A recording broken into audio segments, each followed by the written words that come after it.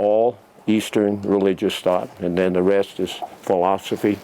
If you visit Duncan McFetrich out in his Descanso home, you notice the books on the walls and then the pictures and maps on the ceiling. Yeah, you look up and you see Van Gogh, right?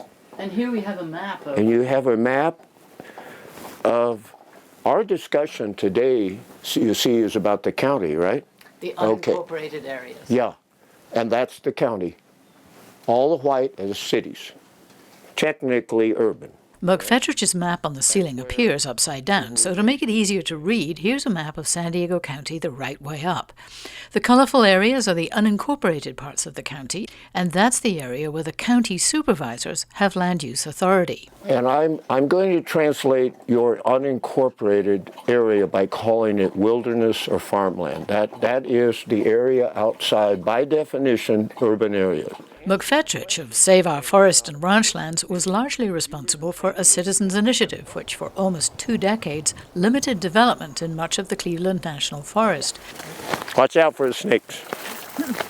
He knows whoever is on the 5-member Board of Supervisors will have a vote on the future of San Diego's backcountry, from Valley Center in the north down to Descanso. Those 5 districts cover the entire county, so when those 5 representatives meet, they are literally speaking for everyone. So it's not an urban versus, open space district. They represent all citizens of the entire county. At a forum in Escondido, candidate Kristin Gaspar, the Republican mayor of Encinitas, is challenging incumbent county supervisor Dave Roberts. Roberts, the only Democrat on the board, represents the 3rd district. This covers north coastal cities up to Encinitas and the 15 corridor from Tierra Santa up to Escondido. So the San Diego County Supervisors have authority for many things, for example, law enforcement through the sheriff and the DA's office. They also take care of services for the indigent, for the homeless and the mentally ill. However, the issue that is of most interest to the people who've shown up to tonight's forum is land use. The supervisors control what gets built in the unincorporated areas of San Diego County. You know, we've got a general plan here in the county, and I believe that the voters are really concerned about quality of life issues. And they're concerned about congestion. They're concerned about overdevelopment.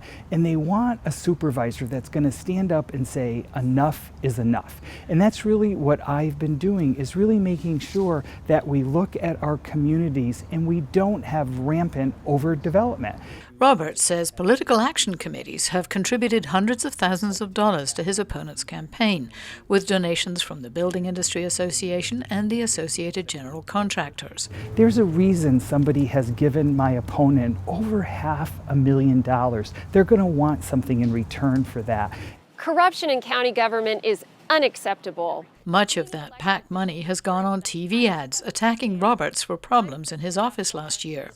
Gaspar says her personal campaign has raised more money since the primary than Roberts, even without independent political action committees. Land use is a critical issue in the county. We know that we have an affordability crisis throughout the county.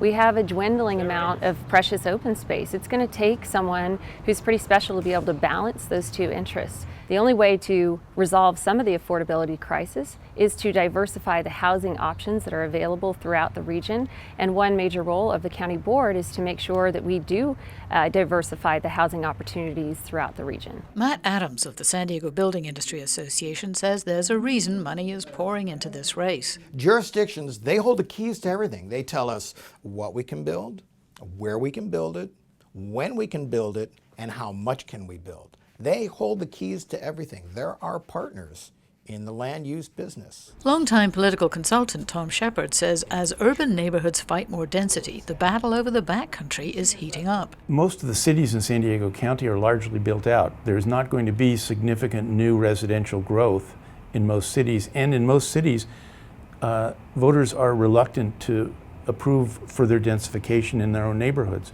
So the question is, where will new growth occur? And a logical location for new growth is in the unincorporated areas of the county. This election is just the beginning of what will be a major shift on the County Board of Supervisors. After more than 2 decades of very little change, Shepard says term limits will kick in 2 years. Within 4 years, everyone on the board today will be gone. Supervisor Ron Roberts' seat is likely in 2018, when he's termed out, likely to be represented by a Democrat. And in 2020, Supervisor Greg Cox's seat is likely to be represented by a Democrat. So this will end up, District 3 ends up being a potential swing seat. The battle over District 3 takes on major long-term implications when seen in that light. Back in Descanso, McFetrich says he too is for development. We should be encouraging development in the right place. We need houses. We need a beautiful city. So the problem is, historically, right, the easy money is in sprawl. McFetrich knows the pressure will be on the supervisors to allow more development in backcountry sprawl. In the meantime, he'll feed his chickens and let the voters figure it out. Alison St John, KPBS News. This guy is a bully.